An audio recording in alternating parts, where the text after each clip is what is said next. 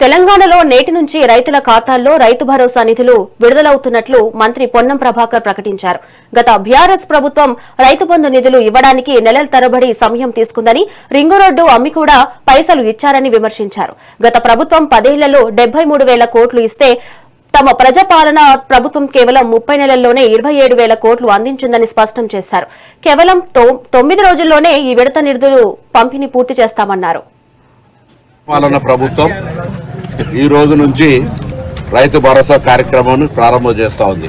ఈ సందర్భంలో కొంత ప్రతిపక్షాలు చాలా పెద్ద పెద్ద మాటలు మాట్లాడుతున్న సందర్భంగా మీరు ఎన్రోల్ చేస్తున్నారు, మీరు దాని మీద ఆర్భాటం చేస్తున్నారు అని చెప్పే పరిస్థితి సందర్భంగా మీ అందరికీ వాస్తవాలు ఇదంతా కూడా అఫీషియల్ డాక్యుమెంట్.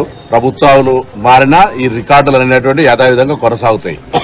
వాళ్ళు రైతు బంధు 2018-19లో ప్రారంభం చేసినాడు. వానాకాలం టైంలో 4,000 రూపాయలు మొదటిసారి ఇచ్చి ఎన్నికల సమయంలో ఓట్లకు పోయేటప్పుడు గనగన SMS మోగించినటువంటి పరిస్థితి తెలుసు మీకు. దాని తర్వాత అప్పుడు ఇచ్చినప్పుడు 4 నెలల 5 రోజులు ఇచ్చారు.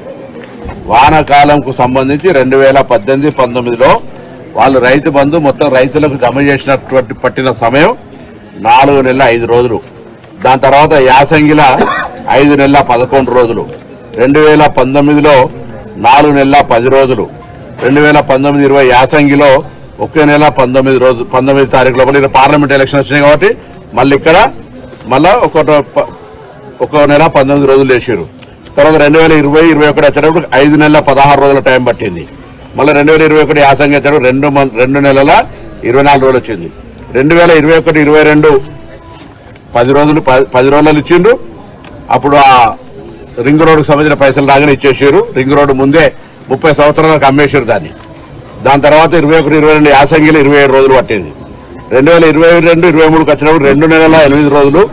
2022-23కి వచ్చేటప్పటికి 4 నెలల 28 రోజులు. 2023-24కి వచ్చేటప్పటికి 3 నెలల 20 రోజులు పట్టింది. Official document. వాళ్ళు 10 ఏళ్లలో మొత్తం ఇచ్చినటువంటి 72,000 కోట్లు ఇచ్చినారు. మేము మరి 2023-24 యాసంగిల 4 నెలల 26 రోజులు పట్టింది. 2024-25లో 2 నెలల 2 రోజులు పట్టింది. 2025లో 9 రోజులు వేసినాం.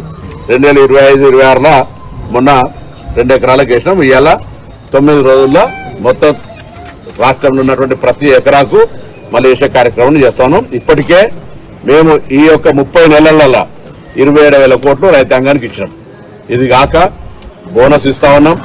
బోనస్ తో పాటుగా 10 సంవత్సరాలు బంద్ చేసినటువంటి పనిముట్లు యాంత్రీకరణ పేరు మీద మీరు చూస్తున్నారు. మీరు కూడా హుస్నాబాద్ లో మార్కెట్ యార్డ్లో ఏ విధంగా యాంత్రీకరణ పనిముట్లు ఇచ్చినామో తెలుసు. పనిముట్లు కూడా జీరో చేసినటువంటి పరిస్థితి. మేము రైతులకు సంబంధించి మరొకసారి కూడా సీజన్ స్టార్ట్ అవుతా ఉంది, కట్టుబడి ఉన్నాం. ధాన్యం కొనుగోలుకు సంబంధించి కావచ్చు, విత్తనాల సరఫరాకు సంబంధించి కావచ్చు, లేదా వాటికి సంబంధించినటువంటి విద్యుత్కు సంబంధించి కావచ్చు,